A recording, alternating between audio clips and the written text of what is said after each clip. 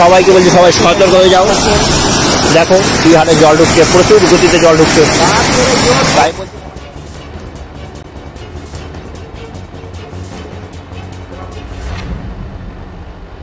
রতুয়া 1 নম্বর ব্লকের পশ্চিম রতনপুরে ভাঙা বাঁধের অংশ দিয়ে গঙ্গার জল হু হু করে প্রবেশ করছে ভূতনির সংরক্ষিত এলাকাগুলিতে। দেখাচ্ছে কিন্তু সেই ছবি যে একেবারে ভাঙা বাঁধ দিয়ে গঙ্গার জল প্রবেশ করছে হু হু ভাবে। কোথায় প্রবেশ করছে?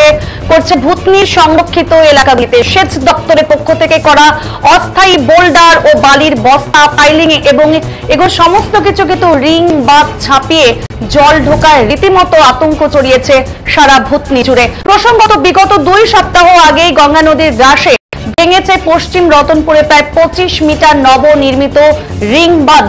সেই ভাঙা অংশেই বর্তমানে 100 মিটারে পৌঁছেছে। সেই ভাঙা অংশ দিয়েই জল প্রবেশ করছে সংরক্ষিত এলাকাগুলিতে। স্থানীয় বাসিন্দারা জানিয়েছেন এলাকার নদীর জল প্রবেশ করেছে, বাড়ি ঘর সহ সমস্ত কিছু ভেসে যাওয়ায় বর্তমানে প্রচন্ড সমস্যায় রয়েছেন তারা। কোনো প্রকার ত্রাণ পাননি বলেও কিন্তু অভিযোগ করেছেন স্থানীয় বাসিন্দারা।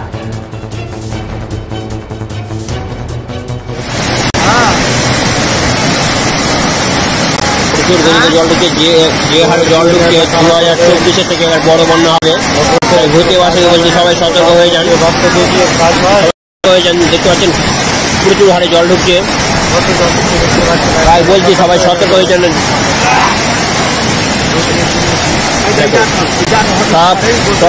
সব নেতা মন্ত্রী সব খেয়ে নিল, দেখতে পাচ্ছ সব নেতা মন্ত্রী সব খেয়ে নিল, সব ভূতনিকে শেষ করে দিল। আজকে হয়েছে 11টাতে বাঁধ কেটেছে, রামপিড়ির টোলা বসন্ত টোলার মাঝখানে বাঁধ কেটেছে। কেউ এখন আসেনি, কোনো প্রশাসন আসেনি। আর আমাদের এখন খুব পরিস্থিতি খারাপ। এই তো বক্তব্য আছে আমাদের। আমরা কিছু সরকারের হেল্প পাওয়া যায়নি, তিরপালের ঘরে থাকছি, এটাই আমার বক্তব্য।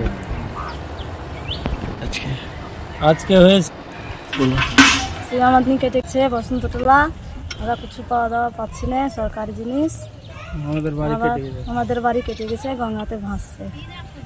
সরকারি কোনো সুবিধা না, কিছু পাইনি, যেটা আসছে কিছু পাই না, ওষুধপত্র কিছু না, কিছু নয়। আর আমাদের বাড়ি ঘর ভেসে গেছে, প্রচুর হারে জল ঢুকছে।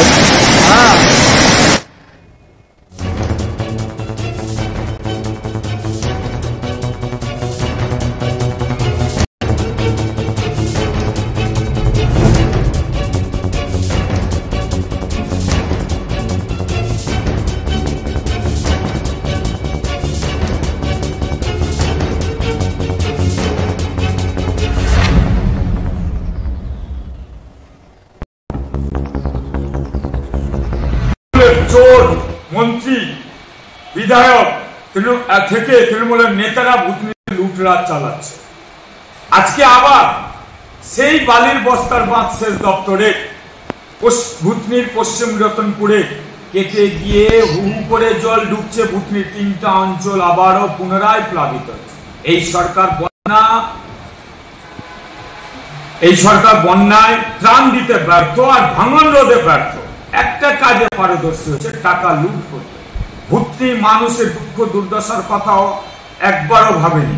তারা সেখানে বালির বস্তার বাঁধ দিনের বেলা বিছাচ্ছে, রাতের বেলা চুরি করাচ্ছে আর কোটি কোটি টাকা আত্মসাৎ করছে।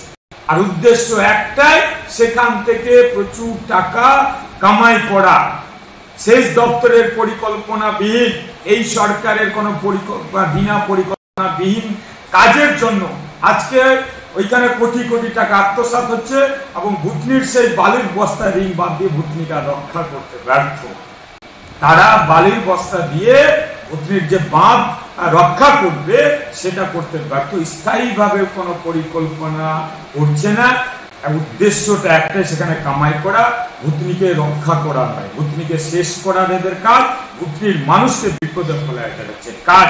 যদি উপযুক্ত তদন্ত হয়, এরা প্রত্যেকে নেতা মন্ত্রীরা তৃণমূলের আর প্লাস আধিকারিকরা প্রত্যেকে বিপদে পড়বে। কারণ সেখানে তো কাজই করেনি, নামে মাত্র কাজ দেখে পুরোটাকে আত্মসাৎ করেছে, কোনো পরিকল্পনাই নাই। যত বাঁধ তৈরি করেছে সমস্ত বালির বস্তা বাঁধ সমস্তই নদী গড়বে, আর ভূতনিতে হু করে জল ঢুকে পুনরায় প্লাবিত হচ্ছে। এই হচ্ছে তার প্রচুর হারে জল ঢুকছে। গৌরচন্দ্র মণ্ডলের সেচ দপ্তর সহ রাজ্য সরকারের বিরুদ্ধে যে ক্ষোভ উগরে দিলেন, এই সরকার ত্রাণ ও ভাঙন রোধে ব্যর্থ বলেও তিনি কিন্তু অভিযোগ করলেন। এমনকি টাকা আত্মসাতের অভিযোগও করেছেন গৌরচন্দ্র মণ্ডল। পাশাপাশি এসয়ে তৃণমূল নেতা শুভময় বসু স্থায়ী বাঁধ নির্মাণ কেন্দ্রকেই করতে হবে, সেচ দপ্তর ভাঙন রোধে কাজ করে চলেছে। ত্রাণ নিয়ে যে অভিযোগ করা হচ্ছে তা সঠিক নয় বলে কিন্তু দাবি করেছেন শুভময় বসু। মন্ত্রী সব খেয়ে নিল, সব ভূতনিবাসীকে শেষ করে দিল।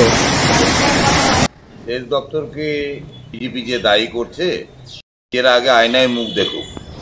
নমামি গঙ্গা প্রকল্পে পশ্চিমবাংলায় কোনো গঙ্গা কোশি পুলারকে বাদ দেওয়ার কোনো গ্র্যান্ট দেয় না।